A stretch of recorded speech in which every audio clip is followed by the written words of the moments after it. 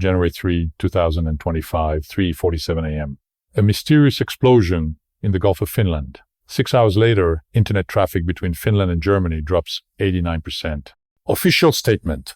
Technical malfunction. The truth? According to leaked NATO intelligence documents, Russian submarine AS-31 Losharik severed the fiber optic cable. But here's the shocking detail. This is the 23rd undersea cable cut in Europe in the last 14 months. And nobody is talking about it. Because if this is really war, you can't tell the public. You can't risk the panic. But Russia isn't alone in this capability. China has been developing similar technology. The Pentagon's 2024 assessment mentions Chinese Type 95 submarines equipped with cable manipulation systems. And here's the uncomfortable truth. The United States has the same capabilities. The USS Jimmy Carter, a modified Seawolf-class submarine, is specifically configured for special operations, which naval intelligence confirms includes cable tapping and manipulation.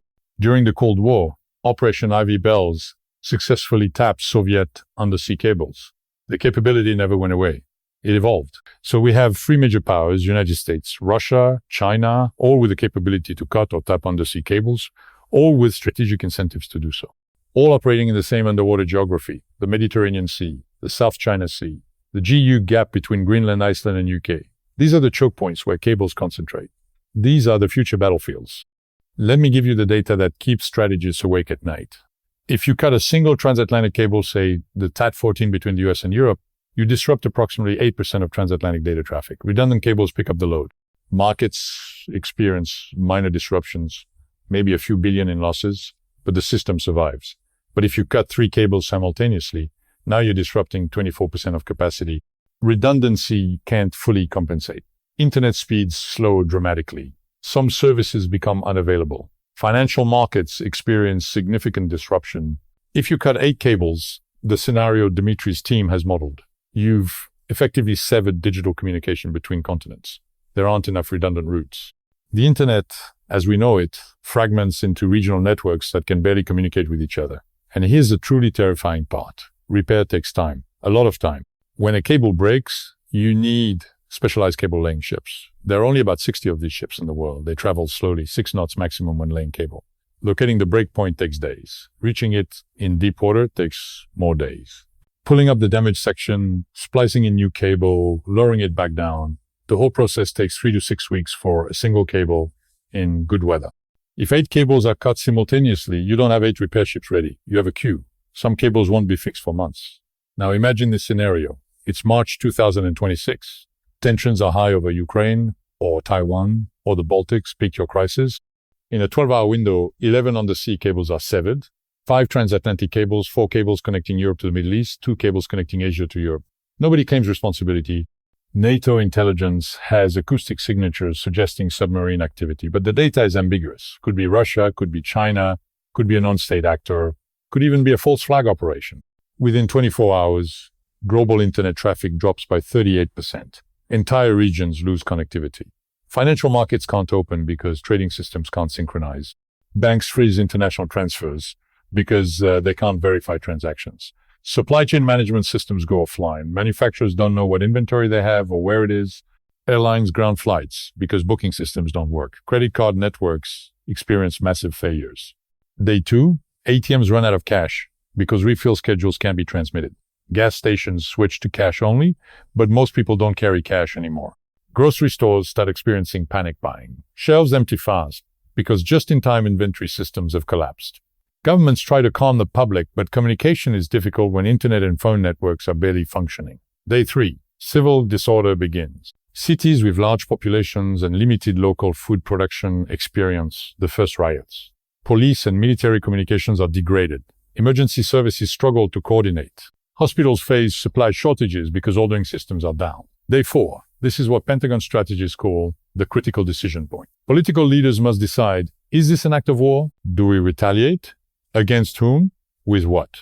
And if we decide it is war, how do we fight a war when our command and control systems are partially blind? This isn't science fiction.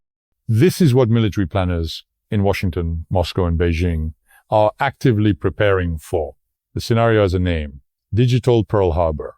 And unlike 1941, when the attack came from the sky, this attack comes from the deep ocean where Attribution is nearly impossible and deterrence is ambiguous. Let me tell you about the 23 cable cuts in Europe over the last 14 months. This isn't coincidence.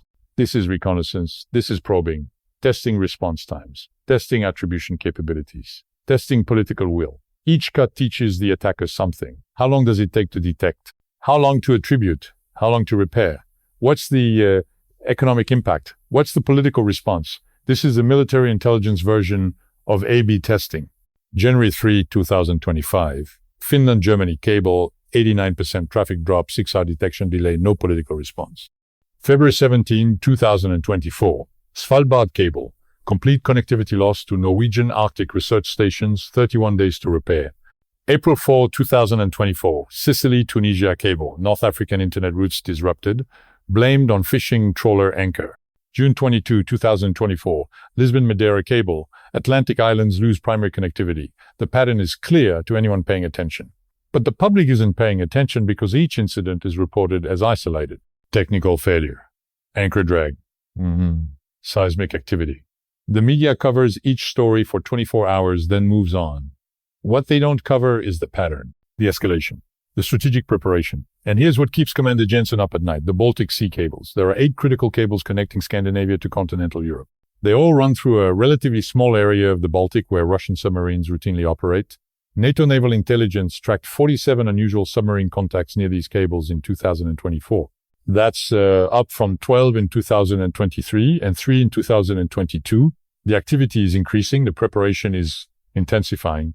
Emma, the London trader, doesn't know about the 47 submarine contacts, but she's noticed something in her trading data.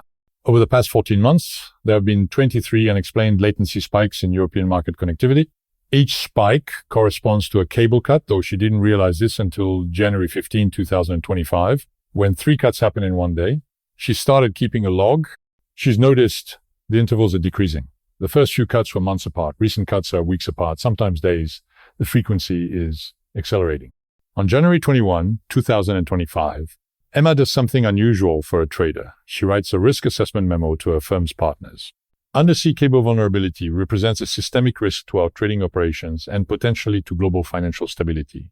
Current hedging strategies do not account for widespread infrastructure degradation.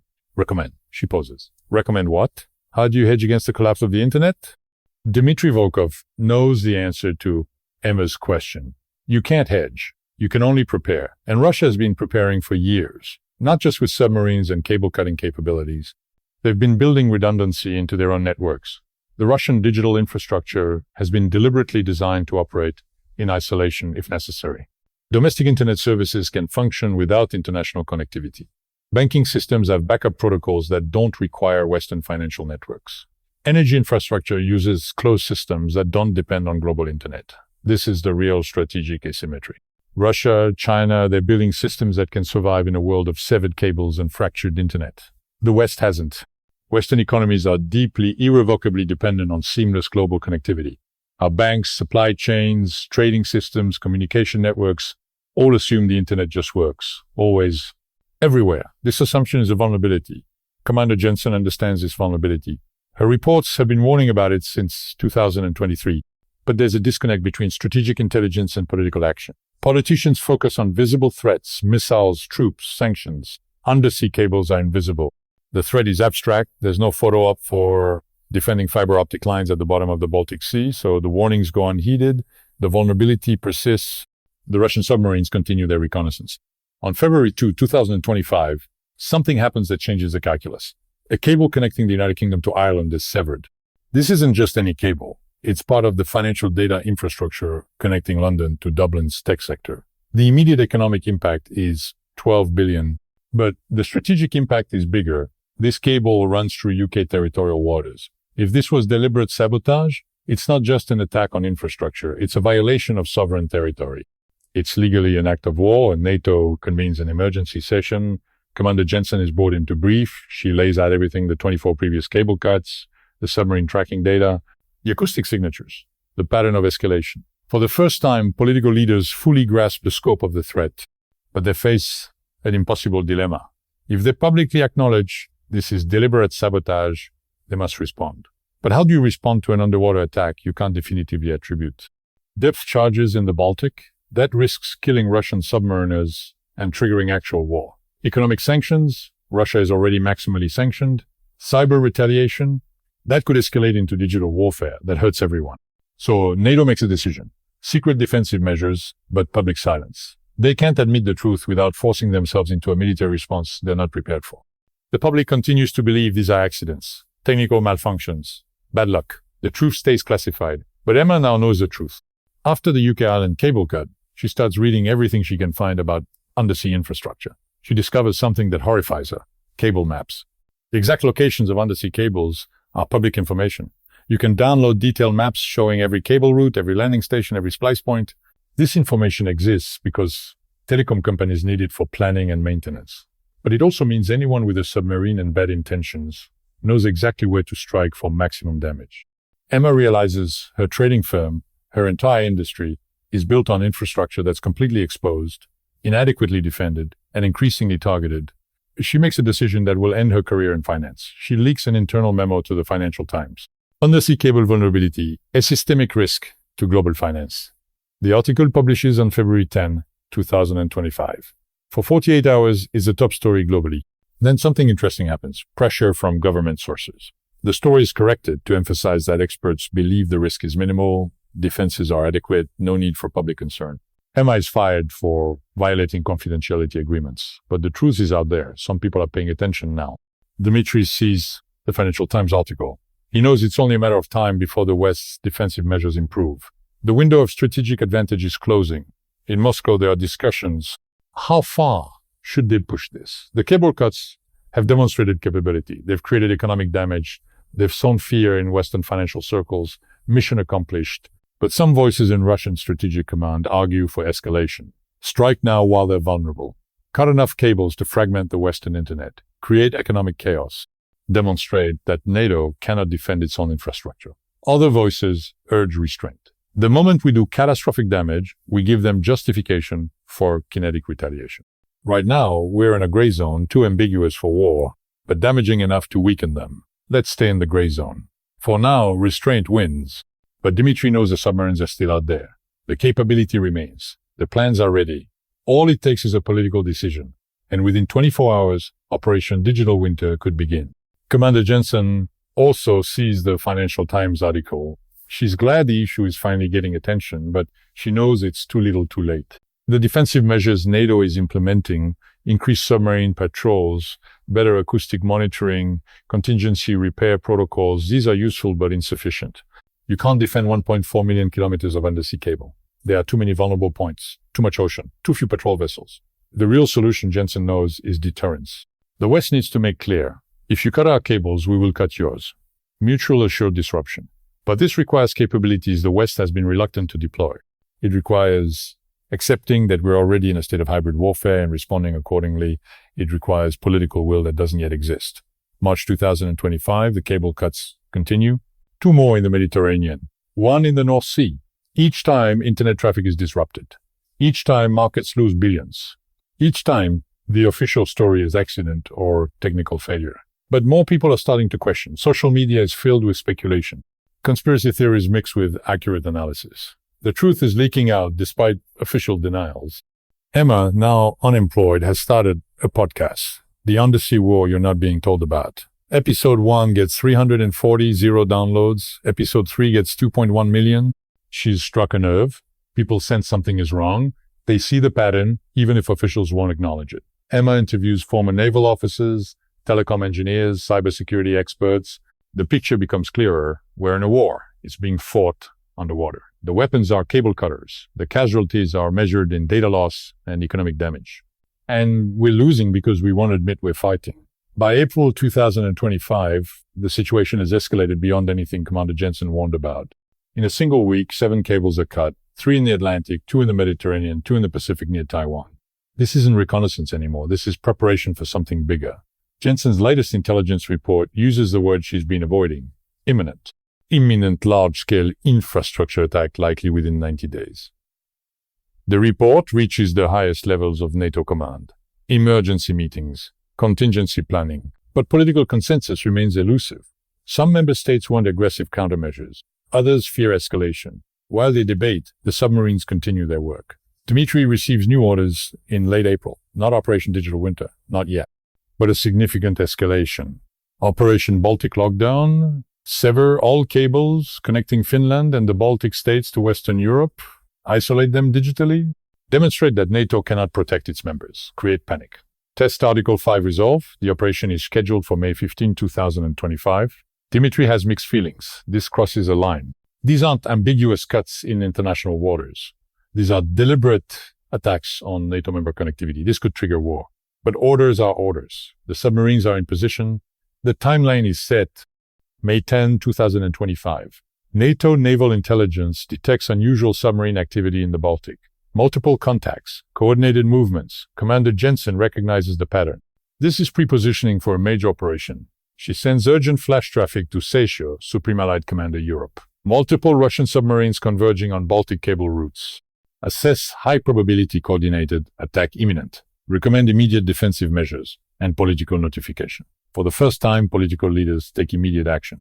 Secret communications to Moscow through back channels. We know what you're planning. We know where your submarines are. If you proceed, we will consider it an Article 5 triggering event. We will respond with all necessary measures. The language is deliberately ambiguous.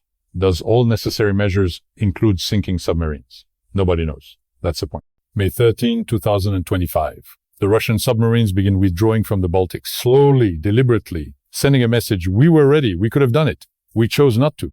This time, Operation Baltic Lockdown is postponed, not cancelled, postponed. Emma covers this on her podcast, though she doesn't have all the details. Something happened this week. Something big. The cable cuts stopped.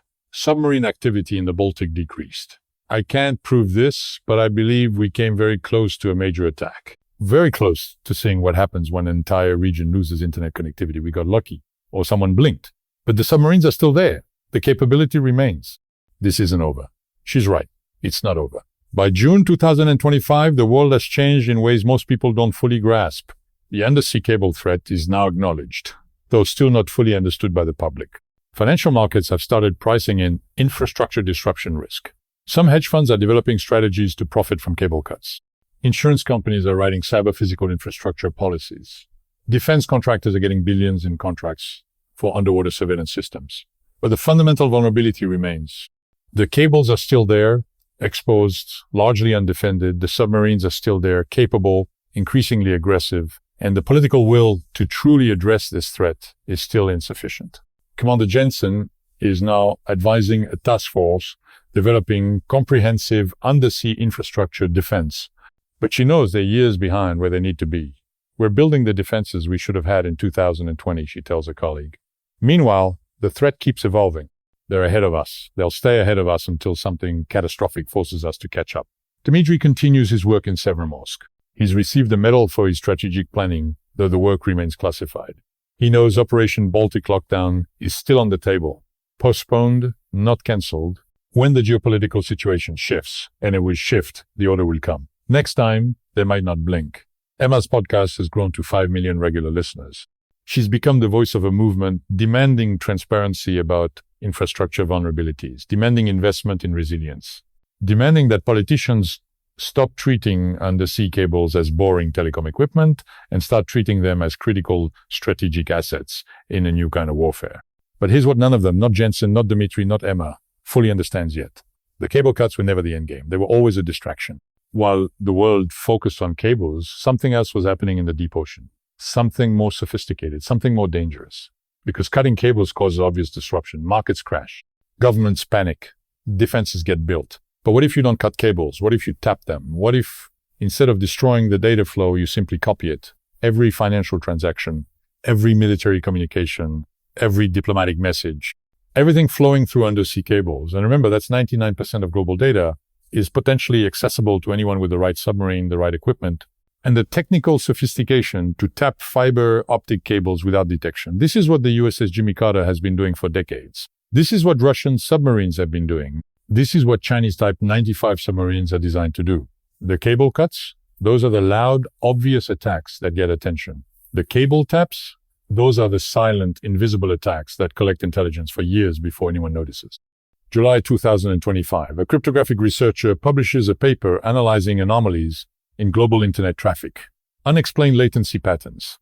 minor packet losses that shouldn't exist in modern fiber optic systems, data routing inefficiencies that don't match normal network behavior. His conclusion: someone is tapping major undersea cables, multiple cables, probably for years. The paper is immediately classified by 3 different governments. The researcher is visited by intelligence services and asked to retract. He refuses. The paper is scrubbed from academic databases, but copies exist. Journalists start investigating. Within weeks, a new story emerges. The cable cuts were a distraction. The real operation was always cable tapping. And if adversaries have been copying all data flowing through major cables since, say, 2020, then they have everything. Every communication, every transaction, every secret that traveled through the internet in the past 5 years. This is the revelation that changes everything. Because you can repair cut cables. You can't untap cables that have been compromised. If your adversary has been collecting all your encrypted data for years, and if quantum computers are getting close to breaking current encryption standards, then everything you thought was secret will soon be readable. Every diplomatic communication, every military plan, every corporate trade secret, every personal message. This is why Commander Jensen's work shifts focus in late 2025. The question is no longer just how do we defend cables from cutting? It's how do we know which cables have been tapped? And what do we do with the assumption that all our communications for the past 5 years have been compromised? The answer is terrifying. You can't know which cables are tapped. Physical inspection of 1.4 million kilometers of undersea cable is impossible, so you have to assume all cables are compromised, which means you have to assume all internet communication is compromised, which means the entire digital architecture of modern civilization is built on a foundation that may have been transparent to adversaries for years. August 2025. NATO begins discussing something unprecedented, Operation Clean Slate. The idea is radical: replace major undersea cables with new routes using new encryption standards. Cost estimate, 340 billion. Timeline, 10-15 years. Effectiveness, unknown, because adversaries will attempt to compromise the new cables as soon as they're laid. Some strategists argue for a different approach. Build satellite-based alternatives. Launch enough satellites to carry meaningful data capacity. Break the dependence on undersea cables. But the physics are challenging. Satellites have limited bandwidth compared to fiber optic cables. Latency is higher, coverage isn't global. And satellites are even more vulnerable than cables. A single anti-satellite weapon can destroy a satellite permanently, while a cut cable can be repaired. We're trapped in a strategic dilemma with no good solutions. Our civilization depends on infrastructure that's exposed, vulnerable, and possibly already compromised. The adversaries who threaten this infrastructure have capabilities we can't fully counter. And the investments required to build resilience are so massive that political systems struggle to justify them. This is where we are in late 2025. The undersea cable war hasn't escalated to catastrophic levels, but it hasn't stopped either. It's ongoing, silent, mostly invisible to the public. But strategists know this is the new battlefield. This is where the next major conflict will be decided, not in the skies, not on the ground, but in the dark, cold depths of the ocean, where specialized submarines move silently along the fragile cables that connect our world. And the question everyone in strategic planning is asking, what happens when the next global crisis occurs? When there's a conflict over Taiwan or Ukraine or the Baltics or the South China Sea, when tensions are at maximum and someone decides the strategic advantage of cutting cables outweighs the risk of escalation, what happens when Operation Digital Winter finally executes? When 8 or 10 or 15 cables are cut simultaneously? When the internet fragments? When financial markets can't function? When supply chains collapse? When the 96-hour tolerance runs out and modern civilization starts breaking down? Nobody knows. We've never experienced it. We've run simulations. We've done war games. But simulations aren't reality. The cascading effects of massive infrastructure failure in a globally interconnected economy are impossible to fully predict. What we do know, Commander Jensen will be in the operations center tracking submarines, trying to coordinate defensive responses that are probably inadequate. Dmitry Volkov will be at his console in Severomorsk, monitoring the operation, knowing he helped plan it, wondering if they've made a terrible mistake. Emma Hartley will be watching her screens go dark, her trading systems fail, her connection to the global financial network severed, and she'll be thinking, I tried to warn them, I tried to make them understand.